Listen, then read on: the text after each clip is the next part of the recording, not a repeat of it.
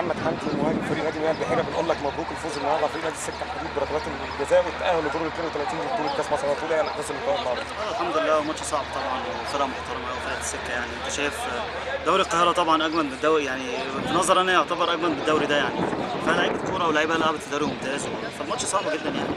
والحمد لله احنا برضو ما وفقناش في الدوري، فيعني حاولنا ان احنا نكمل في الكاس، والحمد لله ربنا كرمنا يعني الحمد لله. كانت في تعليمات خاصه من الجهاز الفني ليكم قبل المباراه النهارده؟ لا، واحنا كنا بنلعب بطريقه يعني غير اي ماتش طبعا في الدوري. كنا بنلعب بطريقه يعني زون ديفنس من نص الملعب، عشان طبعا فرقه برضو ما نعرفش بتلعب ازاي وطريقه لعبها لغايه ما نشوف الوضع. ويعني فعلا قفلنا عليهم شويه يعني، بس هي طبعا طريقه متعبه لكل وقت، بس الحمد لله ان كل اللعيبه نفذت يعني الحمد لله يعني. شايف فريق نادي مياه البحيره قادر على تخطي دور 32 في بطوله كاس مصر انه يلعب مع احد انديه الدوري الممتاز؟ انا اقول لك على حاجه، هو ماتشات الكاس يعني الكاس بالذات مش زي اي ماتشات، يعني ملوش مقياس، مش زي الدوري. يعني انت ممكن فرقه مثلا درجه ثانيه تلعب دوري ممتاز ممكن تبقى احسن منها بكتير.